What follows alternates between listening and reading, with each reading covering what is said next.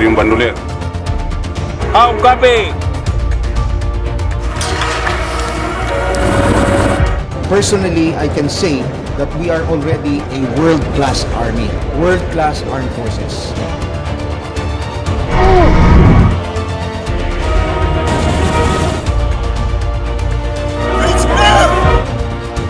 In a striking and sobering statement, General Romeo Brawner Jr., Chief of Staff of the Armed Forces of the Philippines, AFP, declared, "We will be the ones to go to war first. We should be able to fight and preserve our forces for at least 20 to 30 days." It depends also on the threats that we will be facing. But of course, ang utos ng ating Pangulo, si President Ferdinand Marcos Jr., is that we should be able to fight and preserve our forces for at least 20 days hanggang 30 days. So yun yung pinaghahandaan po natin na kailangan ay kayang-kaya nating lumaban na tayo lang for about 20 to 30 days. This declaration captures the essence of the Philippines' new defense posture, one grounded in self-reliance, readiness, and realism. The comment comes amid rising tensions in the West Philippine Sea, WPS, where the Philippines continues to face escalating gray zone pressure and coercive maneuvers from China's Coast Guard and maritime militia. Beijing's sweeping territorial claims and aggressive tactics have created near-daily confrontations, testing Manila's resolve and exposing the limits of its current defense capabilities. Philippine Coast Guard Vessel 4403. This is China Coast Guard Vessel 5201. Do not take inappropriate behaviors which will interfere with maritime security. At the heart of this new doctrine lies a hard truth. In the event of open conflict, the Philippines expects to fight alone, at least initially. Under the 1951 Mutual Defense Treaty, MDT, U.S. intervention is assured only after certain conditions are met, such as confirmation of an armed attack against Philippine forces or vessels. That process could take time that the AFP would need to survive and hold on its own. Hence, the guiding premise of Brawner's statement: the country must be able to resist, defend, and sustain operations independently for at least 20 to 30 days before Allied forces can intervene decisively. In these pressing times, when our sovereignty is constantly challenged, exercises alike become our living proof of readiness and resolve. This raises urgent strategic questions, the very questions shaping defense planning today. What happens in those first 20 to 30 days? What capabilities does the Philippines currently possess to withstand aggression? How might China respond militarily or politically? What would allied powers like the US, Japan, and Australia contribute once they engage? And ultimately, can Manila truly hold the line long enough for help to arrive? These are no longer hypothetical discussions. They define the Philippines' evolving defense doctrine and the next phase of its modernization, a shift from reliance to resilience, from reaction to readiness. If a conflict breaks out in the West Philippine Sea, the first 20 to 30 days will be the most crucial and the most difficult for the Philippines. This is the period during which the Armed Forces of the Philippines, AFP, must hold the line alone, without direct Allied military intervention, as the mechanisms of the 1951 Mutual Defense Treaty, MDT, and Allied coordination take time to activate. As General Romeo Brawner Jr. explained, our allies and our partners are expecting us to fight the war ourselves during the initial phase of the conflict. Our ally and our partners are expecting us to fight the war ourselves during the first part of the conflict. Tayo muna ang makikipaggera. Kaya napaka-importante yung ating unilateral defense plan. His statement shows a stark reality. While Manila can rely on long-term support from its allies, it must first survive the opening phase of a war on its own strength and preparation. The possible triggers for such a conflict are many, and all are plausible. A clash near the Second Thomas Shoal, where Chinese Coast Guard vessels have repeatedly harassed and rammed Philippine resupply missions, could easily spiral into open hostilities. A blockade of Philippine outposts, cutting off fuel or supplies, or the sudden massing of hundreds of Chinese maritime militia vessels near contested features like Whitsun Reef or Scarborough Shoal could serve as the spark. Any of these could force Manila to respond militarily, marking the beginning of the 20 to 30-day window that the AFP is preparing for. During this period, holding the line would mean a combination of defensive endurance, operational resilience, and strategic communication. On land, forces on Luzon and Palawan would protect key military and logistical hubs, ports, airfields, radar sites, and command centers, while mobilizing coastal defense units to counter potential amphibious or missile strikes. At sea, the Philippine Navy and Coast Guard, supported by surveillance from the Bureau of Fisheries and Aquatic Resources, BFAR, would maintain patrols and intelligence gathering to track enemy movements. The focus would not be on winning decisive battles, but on surviving the initial shock, preserving combat power, and preventing rapid territorial losses. Logistics and communication would be equally critical. The AFP would need to operate under conditions of cyber disruption, GPS jamming, and information warfare, as China's first moves would likely aim to cripple command and control systems. Resupply chains, already stretched across the archipelago, would come under immense pressure, forcing reliance on pre-positioned fuel, ammunition, and food stores. Mobile command units and redundant communication systems would be key to maintaining coordination among scattered forces. The risk of escalation during this phase would be extraordinarily high. A single miscalculation, a downed aircraft, a sinking vessel, or civilian casualties could rapidly widen the conflict. The United States would closely monitor events, but formal intervention would depend on political authorization and proof of an armed attack under the MDT. Even with rapid mobilization, deploying significant Allied forces to Philippine territory could take days or weeks. Until then, Manila's mission would be clear but daunting. Hold its ground, protect its sovereignty, and keep the nation's defenses intact long enough for reinforcements to arrive. This 20 to 30-day window is therefore more than a military challenge. It is a test of endurance, discipline, and national will. For the Philippines, it represents the gap between vulnerability and salvation, a period where its own strength and preparation will determine whether allies can arrive to help in time. The Philippine Army's job in the first 20 to 30 days is to be the nation's shock absorber, hold key terrain, keep critical bases alive, and deny the enemy an easy win while the rest of the force and allies spin up. That means defending ports, airfields, radar, and comms hubs on Luzon and Palawan, securing bridges, mountain passes, and coastal approaches, and setting up layered ground-based defenses to blunt or complicate any amphibious probes or missile strikes. In practice, the Army must fight dispersed and survive, hardening positions, moving command posts, using camouflage and decoys, and integrating coastal defense fires, short-range air defense, counter-UAS measures, engineers, and territorial reserve units. The end state isn't flashy. It's preventing a quick collapse on day 5, day 10, and day 25. This posture flows directly from the recent directive to fight and preserve our forces for at least 20 to 30 days if war breaks out, as emphasized by AFP leadership. It is an explicit shift from wait for help to hold long enough for help to matter. Within that window, the Army's tempo is about endurance, rotating battalions through prepared defensive belts, protecting fuel and ammo stocks, and keeping logistics arteries open despite cyber pressure, GPS spoofing, and interdiction attempts. Every day survives, buys time for maritime and air reinforcements, international diplomacy, and allied decision cycles. On paper, the Philippines sits 37th in the 2025 military power rankings with an MPR score of 758, a reminder of both progress and limits.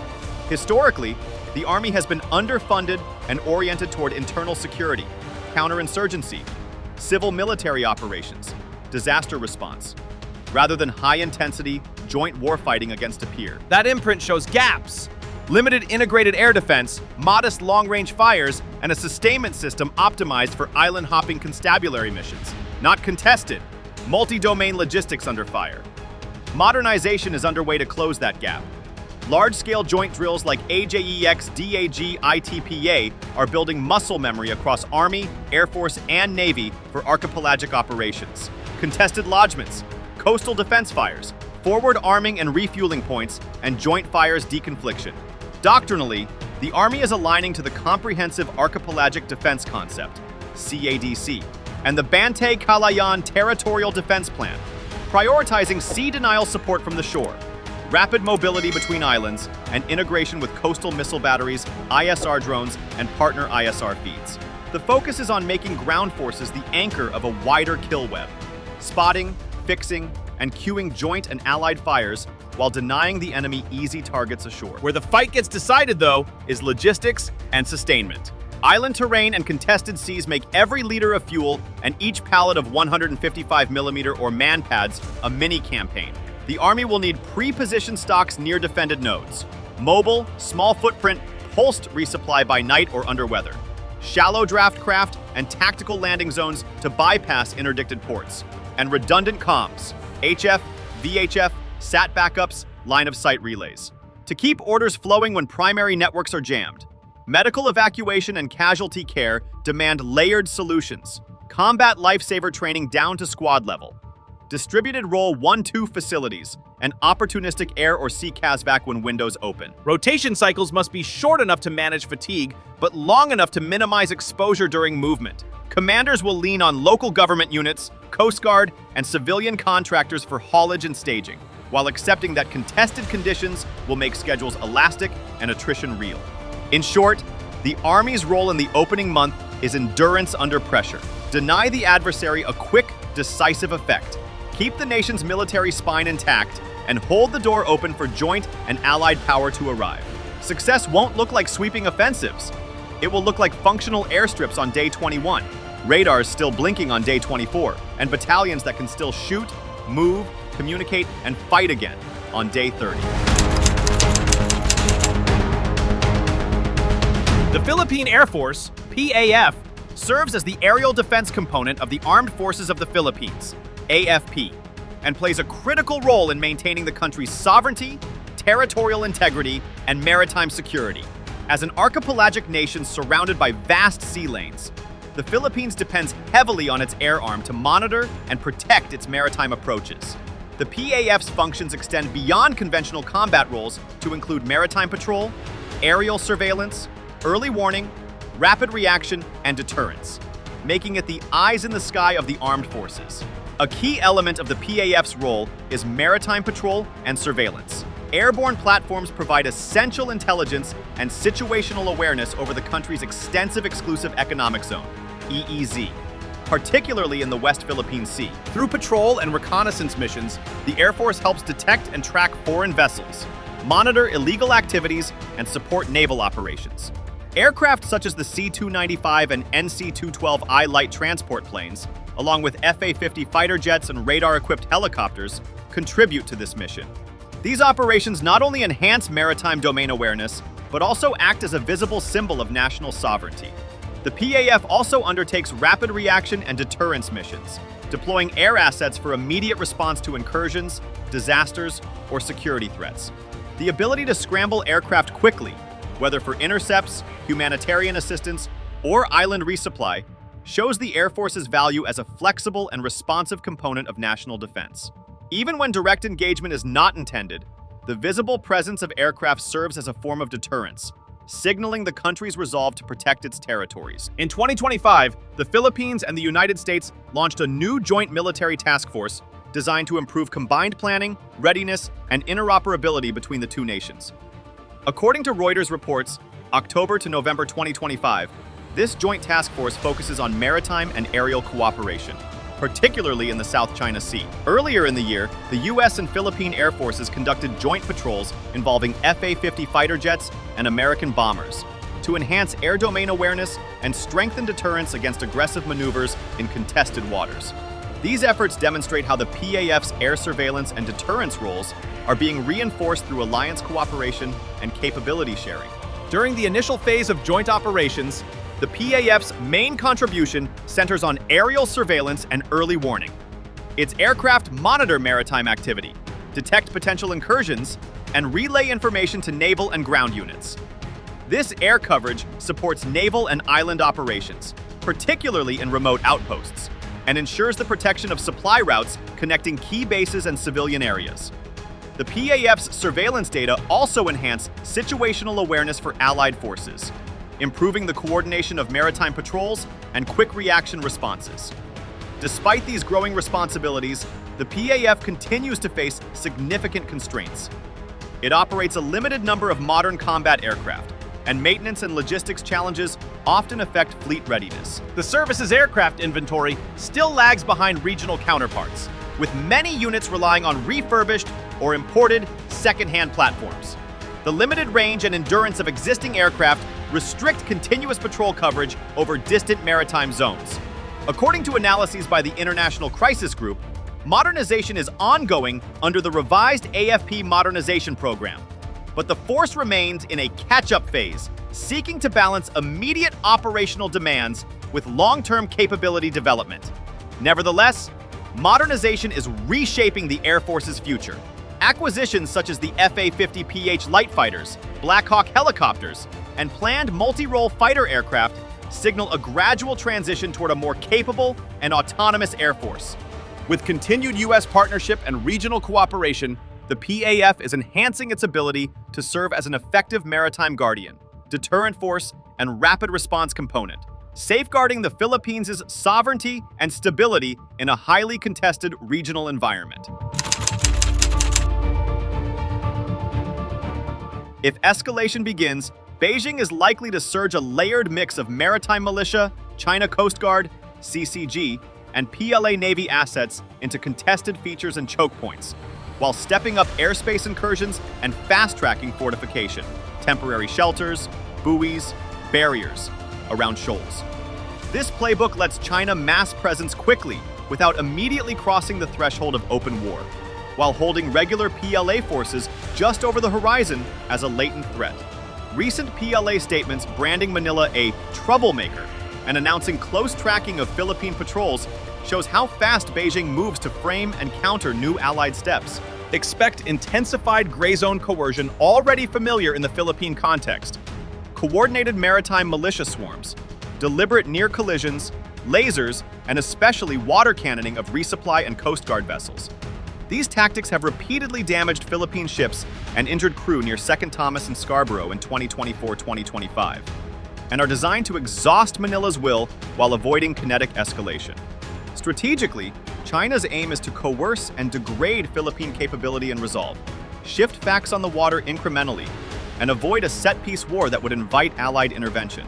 Gray zone operations help Beijing build a new normal, impose operational costs, and cultivate narratives that Manila is the escalator. On the diplomatic, legal front, Beijing will likely deny escalation, contest treaty thresholds, and cast the Philippines as the provocateur, while rejecting adverse legal findings such as the 2016 award. This narrative management is synchronized with on-water pressure to complicate Allied responses and keep incidents below clear, armed attack definitions. Risk. Miscalculation is high. A serious clash, ramming plus boarding, major injuries, or a disabled ship could trigger Allied involvement under the U.S.-Philippines Mutual Defense Treaty, MDT, and a regional crisis. The core MDT articles cover armed attacks on Philippine public vessels, aircraft, or armed forces in the Pacific, which Washington has repeatedly affirmed apply to the West Philippine Sea. AFP leadership has publicly set a benchmark to withstand the initial blow and hold for 20 to 30 days before Allied help fully arrives. We will be the ones to go to war first. What that requires. Success hinges on 1.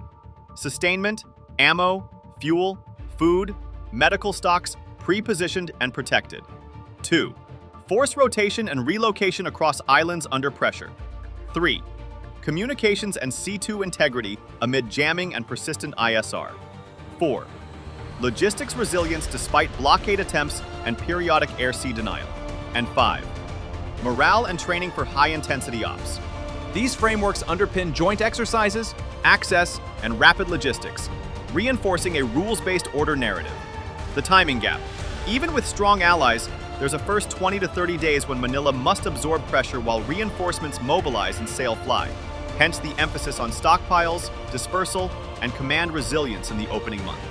Modernization is underway, but gaps remain. Crisis Group notes the AFP is still catching up even as procurement accelerates. Independent indices likewise place the Philippines in the middle tier of global military power, showing both progress and limits. Assessment. A 30-day hold is ambitious but plausible if Manila avoids early catastrophic losses, disperses assets, protects LIFT and ISR, and leverages allied intelligence, planning, and logistics support fast. The outcome turns on preparedness and tempo more than on platform counts alone.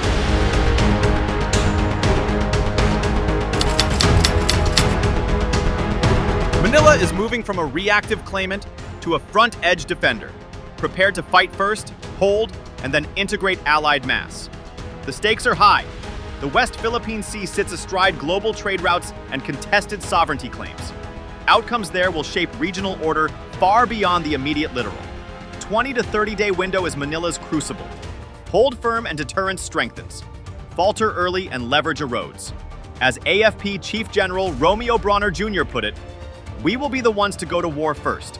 We must be able to weather the initial attack and hold the line until reinforcements arrive. If you liked the video, do not forget to like, share, and subscribe our channel for deep analysis of contemporary issues.